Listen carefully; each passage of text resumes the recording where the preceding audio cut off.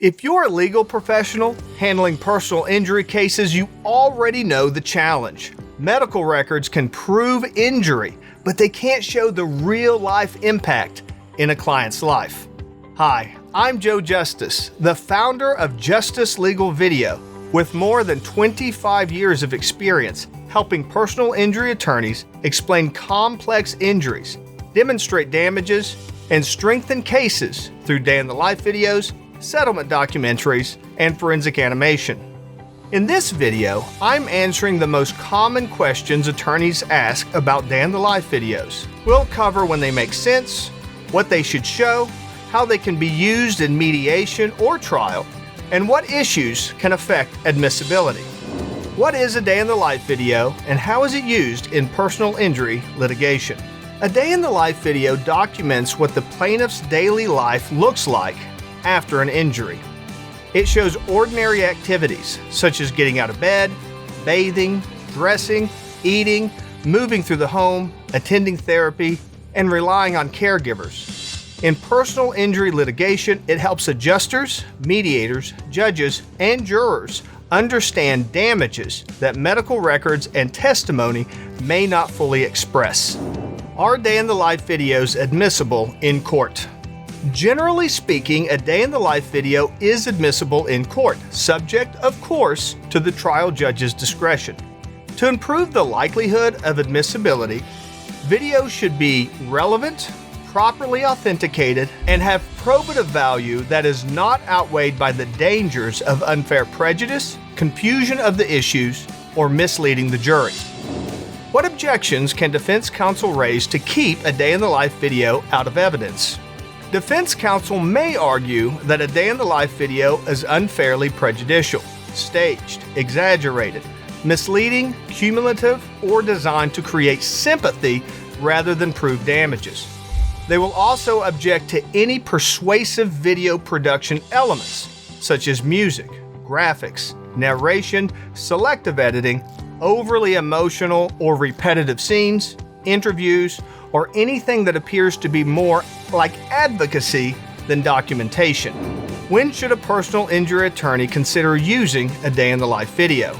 An attorney should consider a day-in-the-life video when the injury has changed the client's daily routine in a way that is hard to explain on paper. These videos are most useful when the medical records show the diagnosis, but do not fully show pain, dependence, loss of function, loss of dignity, or the practical burden placed on the client and family. What types of cases benefit the most from day-in-the-life video?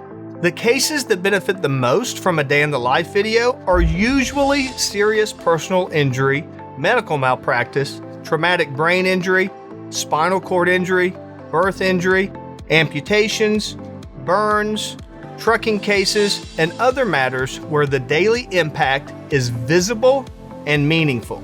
What should be shown in a day-in-the-life video? A day-in-the-life video should show the real daily activities, the kinds that people typically take for granted, that have been affected by the injury. Common scenes include waking up, transferring, bathing, dressing, eating, using medical equipment, moving through the home, going to therapy, traveling, dealing with fatigue, and relying on family members or caregivers for tasks that the client used to be able to handle alone. When in the case timeline should a day-in-the-life video be produced? A day-in-the-life video should be considered early in a serious personal injury case. It can be a powerful part of a pre-suit demand package or mediation presentation. It can help decision makers understand the real impact of an injury and drive settlement value. If the case does not settle, the video may be updated and used at trial to demonstrate the client's daily challenges and long-term damages. How long should a day-in-the-life video be? The correct length of a day-in-the-life video depends on the case, but we typically want the final piece to be short enough to hold attention and avoid unnecessary cumulative content, usually in the 6 to 12 minute range. What can be used at mediation that may not be usable at trial? For mediation purposes, we have more room for persuasive video production elements in a day-in-the-life video. This may include interviews, music, graphics, before and after photos, narration, and broader storytelling. If the case does not settle, the video can be re-edited into a more objective documentation format for trial submission.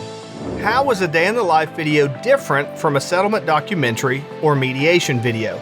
A day in the life video focuses on documenting the client's daily limitations after an injury.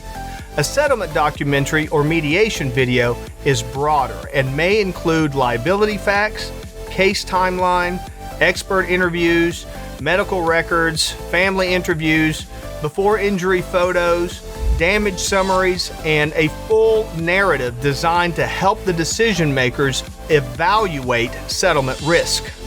Does the injury have to be catastrophic, permanent, or long-term for a day in the life video to make sense?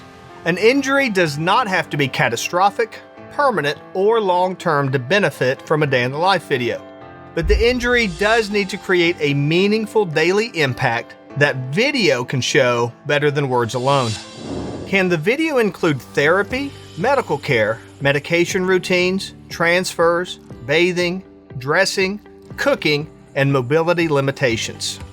Therapy, medical care, medication routines, transfers, bathing, dressing, cooking, and mobility limitations are exactly the kinds of real-life activities that belong in a day in the life video. The key is to document them respectfully, truthfully, without exaggeration, unnecessary repetition, or production choices that make the video appear manipulative. Because these videos may be used in settlement negotiations, mediations, or at trial, it is important to work with a videographer who understands both video production and legal considerations that can affect credibility and admissibility. Every case is different, and not every case needs a day in the life video. But when the daily impact of an injury is difficult to communicate through records, reports, and testimony alone, video can make the difference between being told about the damages and actually seeing them. If you have a case you're considering, click the link below to schedule a legal video discovery directly with me. We'll discuss the facts of the case, your objectives, and determine whether or not a day in the life video is the right tool to help communicate the full extent of your client's damages. And as always, remember, persuasion begins before trial.